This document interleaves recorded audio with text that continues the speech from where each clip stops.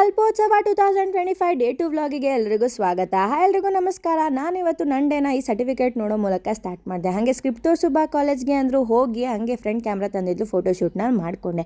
ಅಲ್ಲಿಂದ ಮುಂದೆ ಹೋಗ್ತಿದ್ದಂಗೆ ಎಲ್ಲರೂ ಬ್ರಾಂಚ್ ಟಿ ಶರ್ಟಲ್ಲಿ ಫುಲ್ಲು ಮಿಂಚ್ತಾ ಇದ್ರು.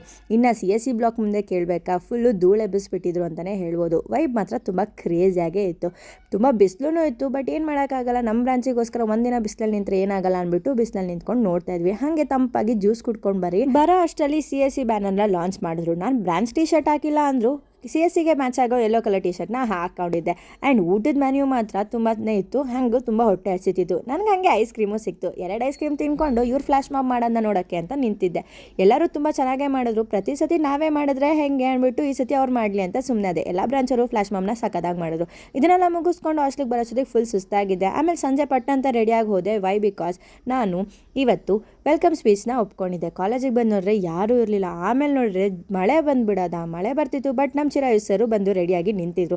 ಮಳೆ ಬರ್ತಿತ್ತು ಅಂದ್ಬಿಟ್ಟು ಆಡಿಟೋರಿಯಮಲ್ಲೇ ಅವ್ರ ಕಾನ್ಸರ್ಟ್ನ ಅವರು ಕಂಡಕ್ಟ್ ಮಾಡೋರು. ಬಟ್ ಯಾರಿಗೂ ಅಷ್ಟು ಸ್ಯಾಟಿಸ್ಫೈ ಆಗಿರಲಿಲ್ಲ. ಪಟ್ ಅಂತ ಮಳೆ ನಿಂತಿದ್ದ ತಕ್ಷಣ ಎಲ್ಲರೂ ಹೊರಗಡೆ ಓಡೋದ್ವಿ. ಹೊರಗಡೆ ಹೋದ್ಮೇಲೆ ವೈ ಬಂತು.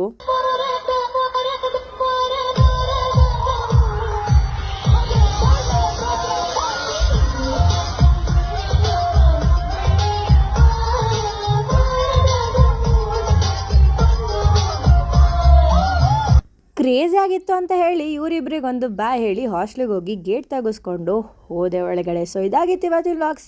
Next vlog. ಬಾಯ್ ಮತ್ತೆ ಸಿಗುವ.